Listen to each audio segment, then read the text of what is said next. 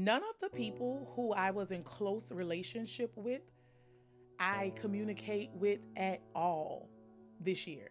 People who are misaligned in supporting you in where you want to go, gotta stay in 2024. What I look like being mad at somebody else's blessing? You have got to mind your business. Surface level, lack of substance, no depth relationships just aren't working for me in this season. The 5 people who you hang around the most can positively impact you in a way that's misaligned.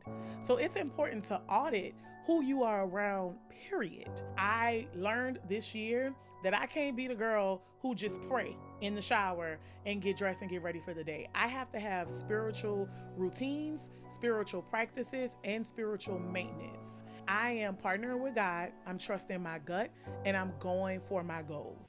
This one is for the millennial who done been through some things, then learned some things, then been to some places and met some people, and all of that just can't come with you into 2025. Child, I think that's all of us, okay? So let's talk about it. Let's go beneath the scenes. Life can be so complex. The human experience is far more expansive than what we can see, and we spend so much time just trying to figure it out. We put on makeup, nice clothing, and we go out into the world trying to hold it all together. When beneath those seams, we are being ripped apart. Some of the ripping is self-inflicted, some of it is because of the pressure of society, but all of it is limiting. Limiting in our quest to just simply be who we truly are. We're more complex than we give ourselves credit for. We fill our brains with popular sayings like, oh, it ain't that serious, loosen up, or just live a little. But life in itself is a deep, non-surface level experience, and sometimes it can be pretty serious. So often we force ourselves to only exist at the surface, never allowing ourselves to be fully exposed. We let the layers pile up until the pressure becomes too much to bear, and then we rip. Sometimes into shreds, and a lot of the times in silence. Beneath means to go below the surface, and seams are what are supposed to keep us joined together. Because we are taught, no matter what, you just have to keep yourself together. We create this image, never letting people in, never going beneath the seams. I don't know if we ever get the answers we expect from life, but I'm starting to find peace in the process of just figuring it out. Instead of forcing the complexities of this human experience to be hidden, let's peel back the layers and go beneath them. Beneath the Seams, a love letter to millennials who are just trying to figure it out. Beneath the Seams, the podcast, now available on all platforms. Hey y'all, and welcome back to another episode of Beneath the Seams. I'm your host, Kayla Riggins, and listen, this is the safe seat. This is the seam seat. This is the space where we sit down and we talk about things that people don't be wanting to talk about, okay? We have the tough conversations because the reality is things in life are never really what they seem. So over here, we go beneath them, all in an effort to expose our true selves so that we can live a more abundant, limitless life where we are showing up who we really are, because we only got one time to do this thing, okay? And so the purpose is to do it in a way that is the most authentic to yourself. And I personally believe the way to do that is through conversation, having the tough conversations, being honest, being vulnerable. And so that's what we do over here in the safe seats, in the scene seat. So if anything I said just resonated with you, then you are my people, okay? Welcome, come on in, kick your shoes off, stay a while. So today, we got some things to talk about. It has been a year. I don't know about y'all, but for me, it has been a year. I turned 33 this year, and I have claimed this as my personal year of resurrection because Jesus died at 33, and there's a lot of celebration around that. But we can't forget the fact that the biggest thing we celebrate is that he came back. And so in some small way, it is just symbolism of the fact that no matter how far away you get from yourself, you can always come on back, okay? And this year, my 33rd year of life really showed me some parts of me where I wasn't being myself, some perspectives that needed to go, some places that I can't visit no more, and some people That ain't for sure. Okay. There are some things that I just cannot take with me into next year. And so I wanted to talk about it. This is definitely that time of the year where we are very reflective. If you do New Year's resolutions, if that's your thing, people are setting those vision boards and all of that stuff. But y'all know I like to think and talk. And I be over here thinking with myself and to myself and talking to myself and with myself. And what I learned is more than ever this year, these 30s getting it up out you. They getting it up out you. You are really meeting and becoming who you are. And there are so many different perspectives, people, and places that I have encountered that have really helped me form who I am in my identity, but not only understand it, really walk in and become that. And I don't know what it is, but like, baby, I'm learning something new every day. It's like, girl, you thought you knew you, and I do foundationally at my core, but there are things that are really developing and enhancing the way I see the world and the way I see myself. And child, I guess that's what these 30s is all about. And so I kind of, y'all know I love to pick a theme to kind of set the tone for the conversation today. And y'all know I'm a creative and I love alliteration. And so as I was thinking through some of the things that I wanted to talk about, I centered it around these P's. Now I don't know where these P's came from, y'all, but that's just how my brain worked. And so I was thinking like I met a lot of new people this year. I've also had the most friendship issues this year. Okay. I didn't broke up with friends. Friends didn't broke up with me. Okay. Some of us we got back together. Some of us won't make it into next year. And that's okay. But understanding how to navigate that has been really big this year. And so I want to break it down from people, places, and perspectives that I'm leaving in 2024. Okay, there are some people, some places, and some perspectives that I'm leaving in 2024. And when I say people, sometimes I'm not necessarily talking about the actual person because I do understand and believe that we can't just disregard everybody all willy nilly. People are not replaceable. Don't let Beyonce fool you. Okay, don't you ever get for a second get to thinking you're irreplaceable? No, actually, some people are irreplaceable. And I think as millennials, as a generation, as a people, period, we do too much cutting off too quickly. I think sometimes things can be worked out, talked about, and worked through by simply having a conversation. But because we're not doing that, we're just throwing people away. And in a lot of my own relationships this year, I felt thrown away. I've had friends ghost me because we were in the middle of a conflict. I said something to them, didn't realize I said it. And instead of talking about it, they literally just stopped returning communication with me. And so I am learning that when I say I'm leaving people in 2024, I don't necessarily mean the whole person, but the relationship that I have to and with that person, the expectations that may come along with who that person is. Some of these expectations of people are not conducive to where I'm going and what I need in this season of life. And I just have to come to terms with the fact that they get left. So we can still be cool in certain other aspects, but in terms of who I need people to be around me, and I know that can be a lot for some people, and I understand that I could be a lot for some people. I live in my allotness, okay? But that's just the realization I'm coming to rather. So y'all know I like to approach topics from categories. It's also how I live my life.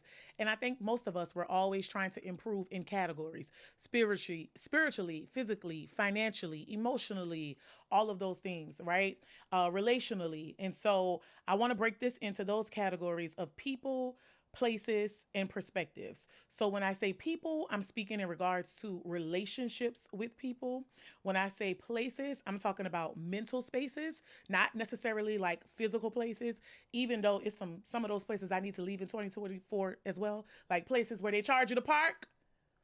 Who child Atlanta been stressing me. I'm gonna be inside, y'all. This parking is adding up. Where is the monopoly where you get free parking? Because this is crazy. Like it make you don't want to go nowhere. So it may be a couple of places like that that I throw in there, but more so when I say places, I'm talking about mental spaces, like the places that we allow ourselves to go to when we're going through things. And then perspectives, I'm going to be talking more about mindsets and ideologies. So let's get into more of the people part. It's no secret if you have been listening to the pod all year. I have gone through a lot this year. I think so many of us have, particularly in my personal life. I know that my friend groups, my friends have gone through a lot, but also when you guys share in the comments, I noticed that some of the things that I'm saying are resonating with you so deeply because we are all going through so much of the same things, but nobody's really talking about it. And I feel like that's my little small contribution, my little small gift to the world is to be one of those people who's just like, girl, let's talk about it, and help people through those experiences. And I realized as I was thinking through this, because it's always this time this year versus this time last year. And I realized as I was thinking through, none of the people who I was in close relationship with, I communicate with at all this year. All of the people who I was in close relationship with, and I want to be specific here, all of the people who I was in close relationship with regarding goals, entrepreneurship, being able to hold each other accountable, that type of community, everyone who I was in community with last year in regards to those types of progression in life, entrepreneurship, goals, creativity, I talked to none of those people. None. Zero communication. And for a while, as I kind of accepted and in some ways grieved those relationships, I noticed that it was playing a really big part in my slump this year. Community is so important, and you really need people around you who are not only like minded, but who are going to be there for you when the shit gets to shitting. Okay. And as I was thinking through it, I started to get sad. And then I had a revelation. I feel like in your moments of sadness, in your moments of darkness, God still speaks and whispers and holds on to you, like literally caress you and hold you in his arms. And I remember thinking, you're sad because you lost these relationships, but let's really, and I want to let y'all know, ain't nothing even go down like that. Literally, it was just a matter of, I ain't call them, they didn't call me. And when I think about the trajectory of where they were going versus where I want to go, it was misalignment. And that's why I can't even be sad. We love to say there's a popular cliche that you are the sum of the five people you hang around the most. And a lot of times that saying is referring to be careful who you're hanging around because they can negatively impact you. But what I realized is we're not paying attention to the positive side of that as well. The five people who you hang around the most can positively impact you in a way that's misaligned. So it's important to audit who you are around, period. Because if I'm hanging around you and I have this strong creative passion to do this podcast, but maybe you are building your service based accounting business. If you don't understand my desire to no longer want to build a business, but more so work on my personal brand, I will find myself, and I found myself being pulled to success. And when I say pull, I don't mean force, but more so metaphorically. I had a business. I had a six-figure year. I was having multiple five-figure launches, and I got burnt out. I found myself miserable. And I realized that a lot of times when I kept showing up and I kept going, it's because I was surrounded by a group of entrepreneurs who were tracking towards that, right? They wanted these six and seven figure launches. They wanted to be seven figure business owners. They were really in the coaching space. They wanted to, have success in that area. And so as long as I was associating with that group of people, that's the trajectory that I was taking because of the positive influence. When I would get down and I would feel like something's not connecting, I don't know what it is, but something about this business I'm just not liking anymore. Being around those people, I'm told things like, well, you just got to push through. Girl, you're not depressed. This is just the nature of running a business. Like one of those people literally told me, I was like, I'm feeling depressed. And she was like, well, you don't sound depressed. And looking back on it, that's so toxic because who are you to tell somebody what depression sounds like? But also, as your friend, if I'm coming to you and saying I'm feeling depressed, I don't think that should be the natural response. But in that community, in that space, there is a lot of meet this milestone, hustle, hustle, hustle, bustle, bustle, bustle, launch again, do this, do that. And there were a lot of achievements that I am proud of, but a lot of achievements and a lot of things that I accomplished while in relationship with those people, it was because we were all following the blueprint of what success looked like as business owners. And so times when I wanted to shit, maybe I should have quit sooner. Maybe I should have come to the understanding of what was really pulling my creativity down sooner. But I'm thankful for the timing that it is, and trusting the process of all things are happening for me, for my good at the same time. But thinking back on those relationships, having these 5-figure launches, continuing to push forward in a business that I just didn't love anymore, I was being positively pushed in a direction that was misaligned. And so one of the things that I'm learning, well, that I've learned this year is that, yes, audit the people who are around you. I do believe that you are the sum of the 5 people that you talk to the most, or the sum of the people who know the most intimate things, about you and that you share and go through life with. However, we need to make sure that we're not just focusing on the negative side of that, but making sure that there's alignment. So instead of making sure that these people aren't negatively influencing me or holding me back, I need to make sure that the way in which we are progressing with this friend group is in alignment with the way I want to progress. And that's what I learned in thinking that I don't talk to any of those people anymore, but they're all doing things that I don't want to do.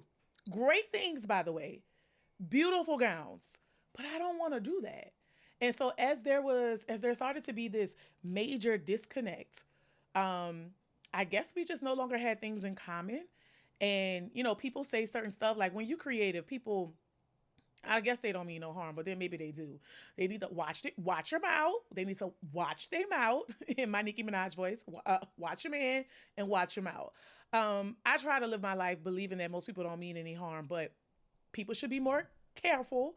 But people, as I slowly started to make my way back to creating the different types of content that I like and pulling myself out of that coach business, space, people made certain comments and said certain things, and I don't think they meant harm by it, but they just didn't get it. And so people who are misaligned in supporting you in where you want to go got to stay in 2024. Because alignment is not we do the same things. And I think people get that confused, or they conflate the two things together. Alignment is not you and I think exactly alike. We do exactly the same thing. We want exactly the same goals. Alignment is I see you, you see me. You understand who I am, and you support me in helping me get to where I want to go, and vice versa. Alignment is we see each other. So whether you're studying to be an astronaut and I'm going to school to be a journalist, alignment is we both have goals and we are aligned in being confident and determined in what we want, and we're able to help each other get there and support each other along the way. Now, it helps if we're doing similar things, right? As a creator, does it help to have other creative friends? Absolutely, because there's a language that we speak that nobody else just don't get. But I want to open myself up to understanding that alignment does not mean you need to be around people who are doing the exact same thing as you. We can be mentally and spiritually aligned. You can be supportive, and we literally do two different things. And that's a big lesson that I learned, is knowing that if you are in intimate relationship with somebody, and friendships are intimate relationships, everything ain't always about a man, okay? So if you're in intimate relationship with someone, understanding that alignment is going to serve you in a different way than what we've been taught to look for in aligned relationships.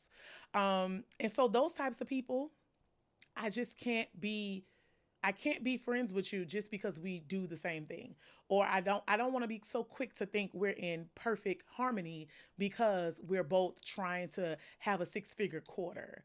So the biggest lesson there is just redefining and re-understanding what it means to have people around me that are aligned, because that same positive alignment could take you absolutely positively in a direction that you don't want to go in. And child, that's what I learned. Okay. So the next group of people that I am leaving in 2024 are folks with no depth, no substance, just airheads. And no shade, no shade. I know that I can be a lot. I own my allotness. I know that there is a lot of depth, a lot of extraness, a whole lot of everything that comes with being me, being in relationship with me, getting to know me, and being a part of my life. I know it. Sometimes I tell my friends, like, was that a lot? Am I being a lot today? Tell me if I'm getting on your nerves. I know it. I own it. It is a part of who I am. I have grown to love that about myself. So, in my being a lot, I'm realizing that surface level, lack of substance, no depth relationships just aren't working for me in this season. And I don't think that I can go into another year just trying to be cool with you just because we've been cool. I don't care to talk about what's going on in the shade room. Now, a little Nene Leaks housewife talk always gets the girls going. So, of course, I care to have surface level conversations in my relationships that already have established substance. And I think that's the caveat. There needs to be enough substance and depth in a relationship so that we can have room for those trivial whatever things. I don't know that I have the capacity to just have a surface level lack of substance relationship. I don't know that I have the capacity to be friends with someone and we only talk about the housewives and we only talk about nothing. Um, as I've gone through so many different friend things this year, we got to have a whole nother episode about friendships because, baby, it's been a time. But as I've gone through so many things and just growing through learning myself as I grow, but also growing with my friends as they grow. We all are experiencing new endeavors, new life, new seasons. People got churn, people got double churn, people got marriages, people got divorces. It's just all types of things going on, right? As the single person who doesn't have kids, a lot of times finding my belonging in some of these friend groups has been the challenge this year. I have felt like I don't know my place here because sometimes the moms, their identities become about their children. And it's like, girl, who are you outside of, you know, play dates and carpools and carpool pickup lines? Like, who are you outside of those things? And so one of the things that I'm realizing is that I don't know if I can have loosey goosey, lackadaisical relationships. I was explaining this to my friend Brianna, and I was like, girl, I've just gone through so much with friendships this year. Um, and I was basically telling her that me and someone else were pretty much not going to be friends anymore. And she said, well, why? And I said, I explained to her what happened. This person just kind of crossed a couple of lines for me that I don't know if we can come back from. And so I was like, so I'm just preparing you because I know you say we married. This is one of my friends in my line sister friend group. She'd be like, we married, like we soulmates, how they said on Sex in the City. And so I was like, I don't know, Bree. At this point, I'm starting to question if anything can actually be forever. And she was like, well, the only way we breaking up is if you break up with me. And I was like, I guess. And so I was explaining to her some of the things that were happening in that friendship breakup potentially. And she was like, well, Kayla, is there a world where you can be friends with somebody, but y'all just haven't talked in a while, but that's still your friend? Like, y'all just haven't talked in a while. Y'all haven't really caught up on each other's lives. Y'all don't really know much about what's going on, but that's still a friend. And I looked at her and I said, no. Because how are we friends if I know nothing about you? You know nothing about me if we haven't talked in a while? No, I think that reduces you to acquaintance, associate, homegirl, passing by in Publix. Like, I don't understand how that's a thing. And I said, do you have friends like that in your life? And she was like, yeah. She was like, there are people who I don't talk to all the time, but we're still friends. And I want to be clear. In order for you to be my friend, you don't have to be involved in my day to day. Like, I don't need to talk to you every day. But if I haven't talked to you 6 months, a year, I don't really know if I still consider you a friend. It's not a gavel banging on the dang final decision. I'm still thinking through it. So as I have this conversation with y'all, I'm having it with myself. But I think I'm in a season where there's just not a lot of room. I'm going through too much positively and not so positively that there's a craving for community and depth and intimacy in my life. And I think I need it in all aspects. And for those reasons, I'm not sure that I could key with you just for kicks and giggles. Um, I just had this incident happen with this man I matched with on the app. Child, he wasn't talking about nothing. I was just so bored. And I was like, I was trying to stick around because he was cool on paper. And that just goes to show you, like, you can't go for people that, they teach you to go for a certain type of guy. You can't go for paper because paper doesn't have any connection. So I said all that to say, I think that as I move into next year, this year has really taught me that in this season, and things may change. Maybe there'll be lighter seasons in my life where I am more open to having, this is just my fun friend. We only talk about the housewives and we only go get a drink and slap five at the bar. Maybe. But at this juncture, in my experience, in this thing called life, I need a little bit of substance. And so if I can't talk to you about some things that's really going on in my life and feel like that's a safe space, I don't know if I have capacity for anything outside of that.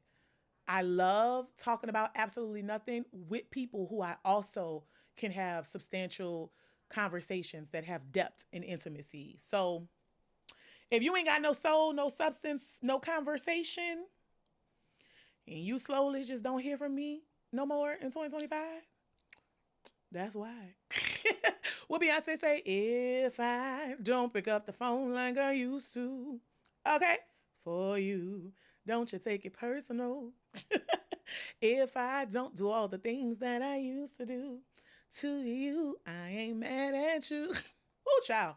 My voice already a little hoarse, so I know I ain't hit my note. But anyway, those are the people that I cannot take with me into 2025. Now, y'all know, to know me is to know I am and I try to be a very self aware and self accountable person. So I would be remiss if I moved away from the people topic without talking about myself and the people in my head. Y'all, I cannot take the people who live rent free in my head, the naysayers, the negative self talk, the doubters. I cannot take them with me into 2025. This has been, because it's my Jesus year, my resurrection year, and I've done so many things to really get back to who I am and get back to myself and live in that and walk in that. I can sometimes be my biggest enemy. Pastor Darius Daniel says sometimes it's not the enemy because we like to blame everything on the devil. Sometimes it is the inner me. And so the people who live in my head rent free, the people who are making up things that are outside of God's promises to me, that are outside of God's will and way for my life, I can't take them into 2025. I have to make sure that I'm intentional about my spiritual practices that keep me grounded because I notice that the voices in my head get louder when I am further and further away from God. I learned this year that I can't be the girl who just pray in the shower and get dressed and get ready for the day. I have to have spiritual routines, spiritual practices, and spiritual maintenance. And I know that that works for me because the voices in my head disappear. They get softer, they get calmer. And even when they do pop up, I'm better equipped to handle them when I am in a steady practice of spiritual discipline, routine, and maintenance.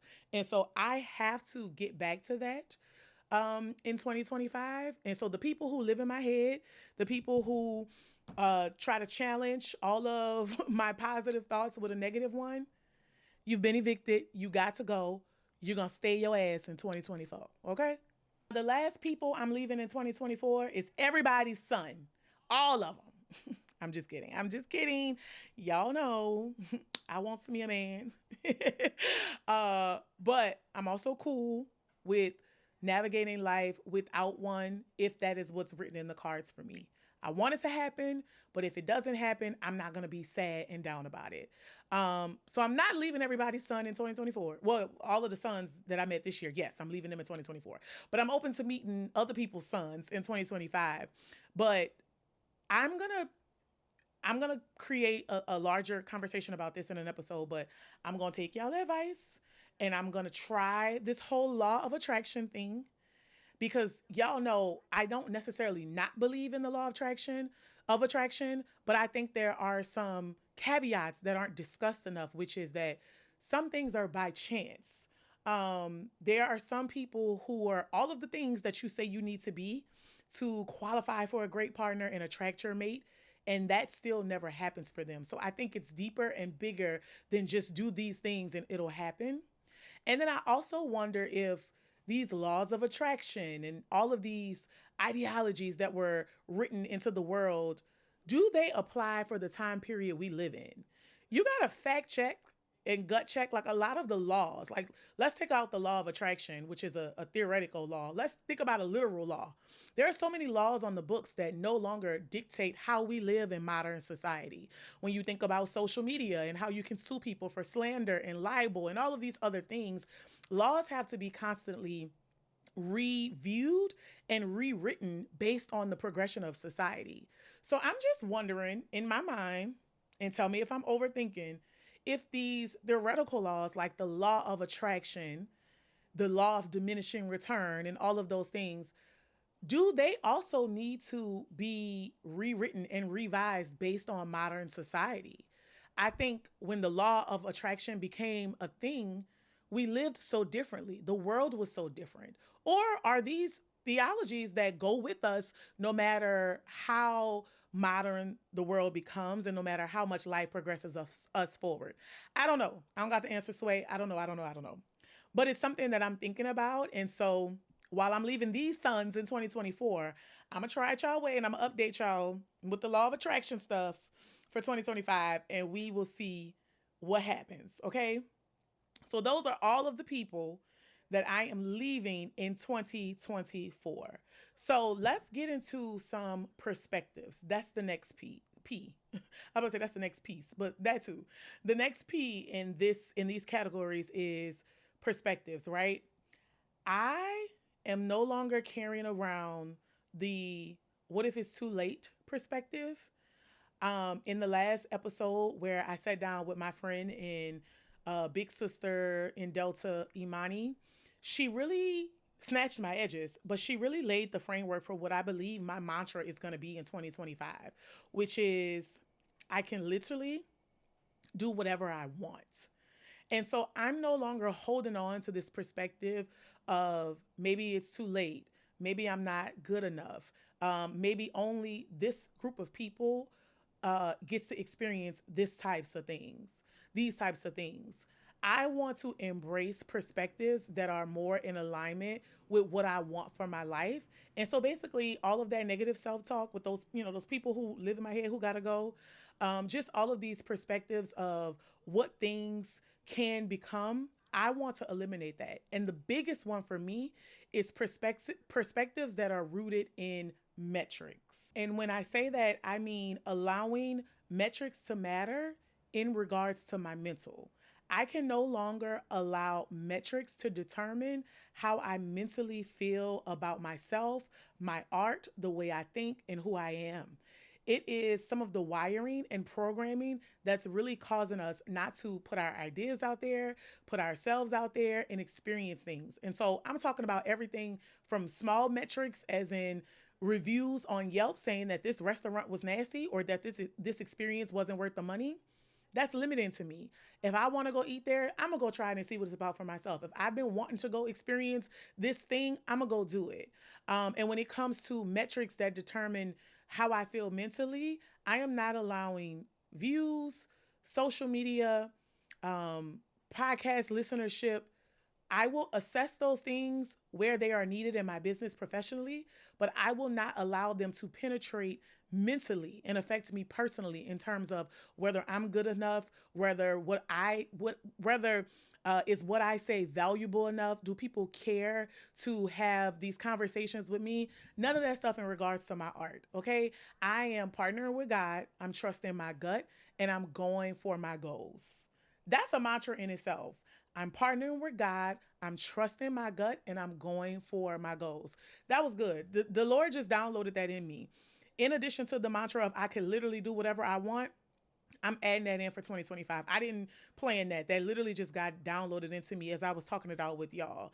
And that's just where I'm at with it. I can no longer allow metrics to dictate my life for fun, when we're talking socially, and also professionally.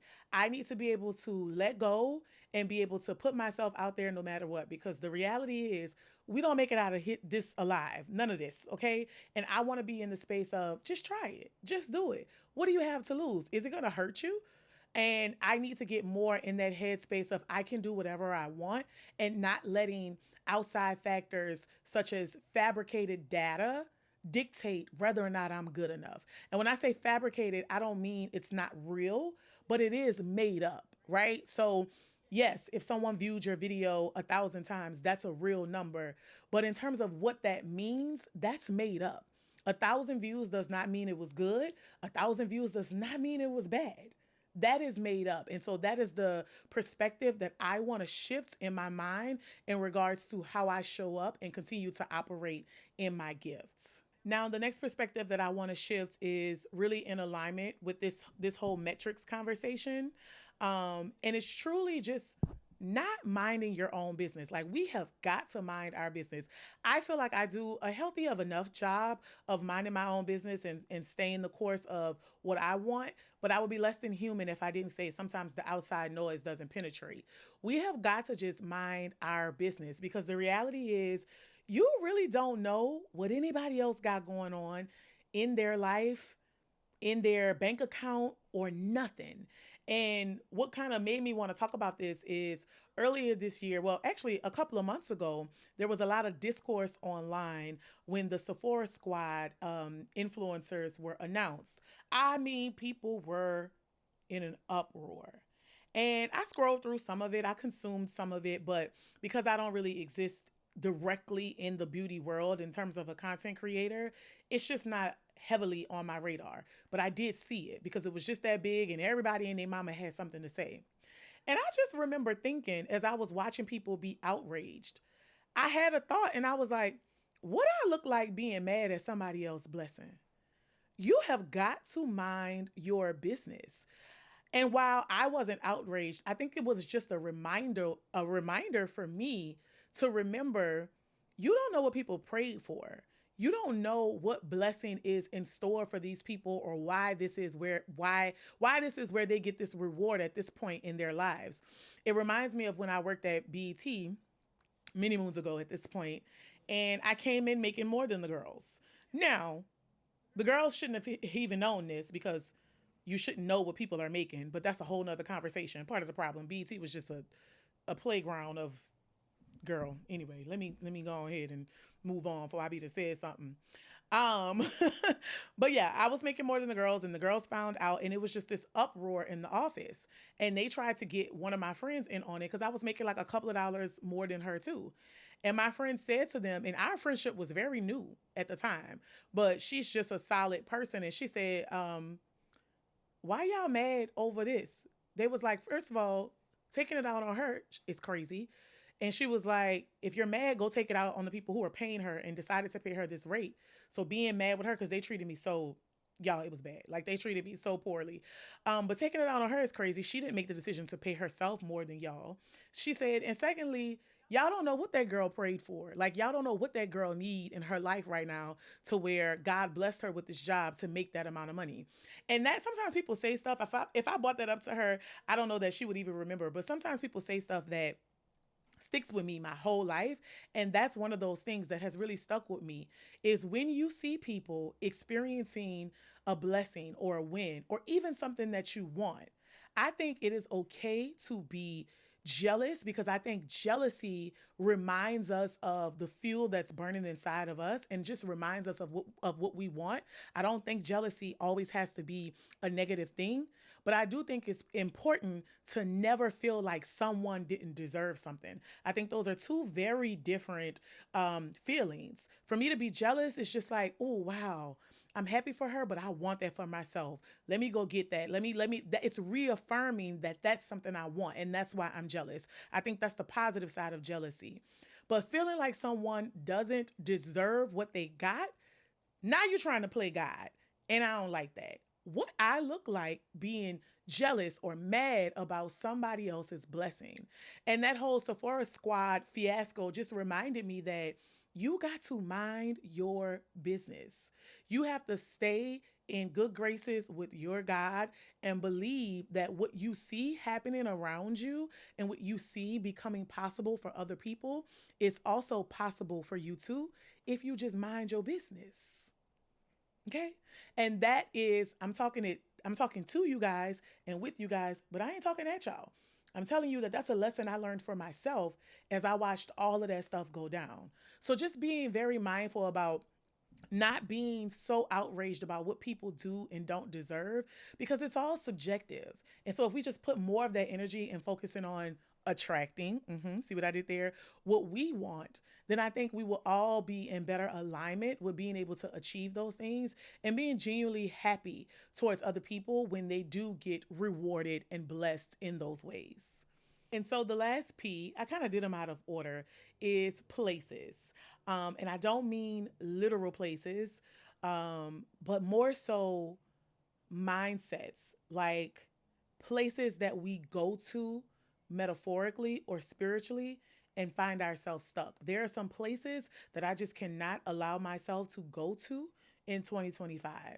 And the first one is that place of sulking where the world is crumbling around you and you are just soaking in it.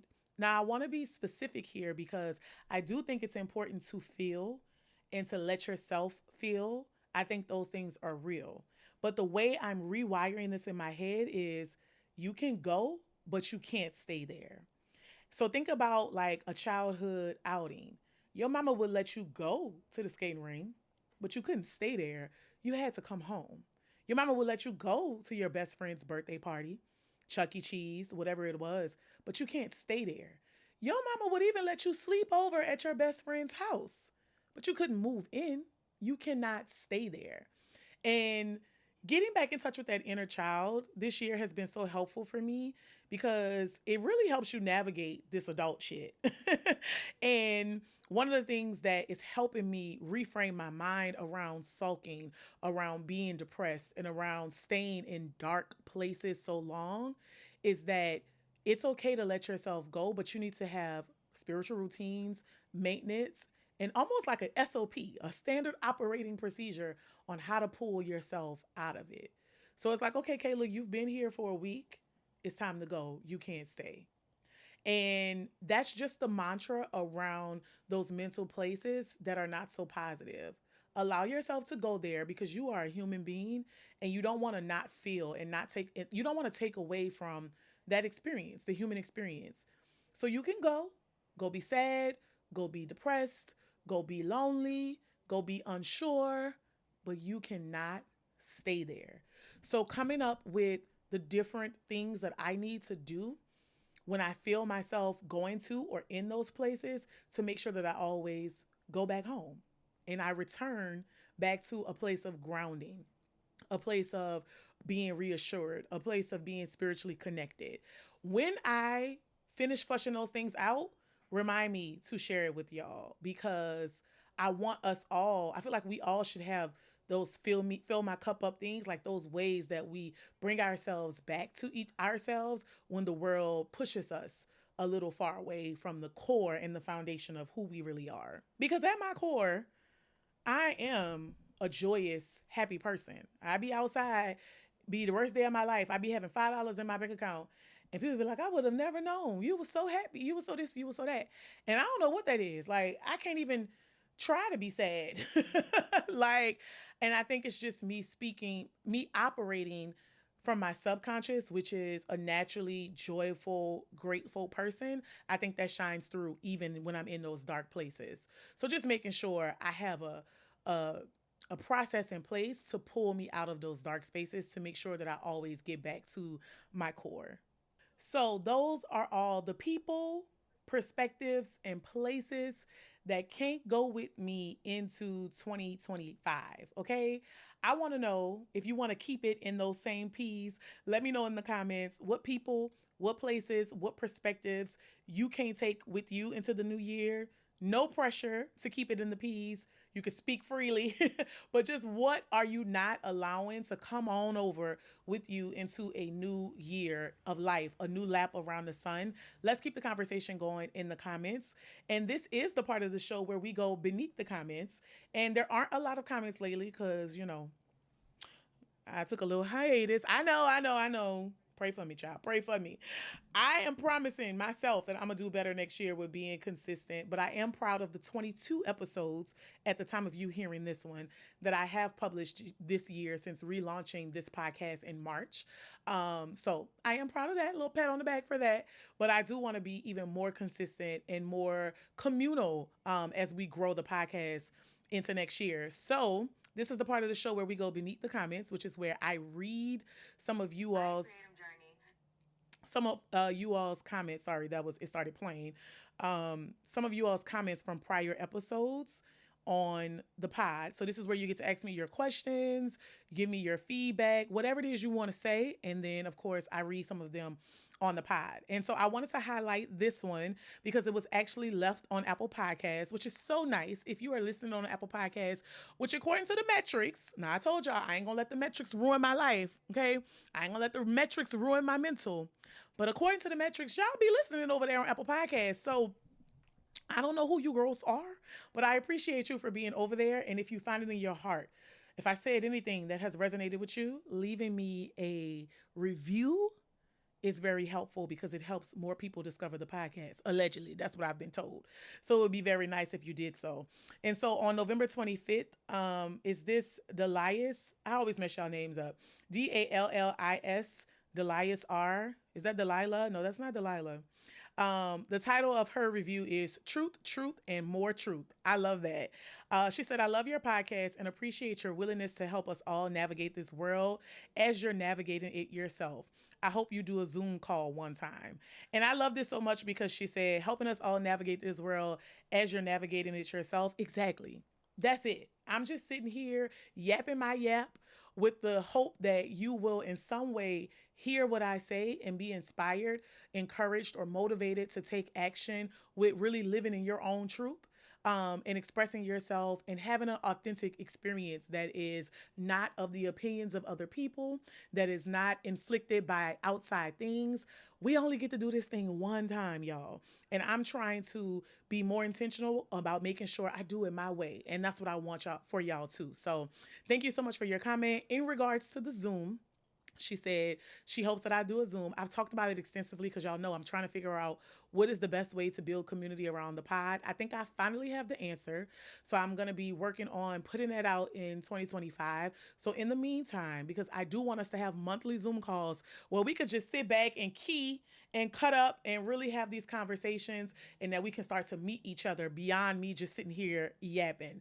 And so I'm still fleshing out what that looks like, but I'm going to put a link in the description box for you to join the waitlist. So that way, when I do figure out what community that is, you'll have a direct link to come over there and join us on the platform. So you'll just put your email in on the waitlist. That way I'll know how to blast it to you once it's ready.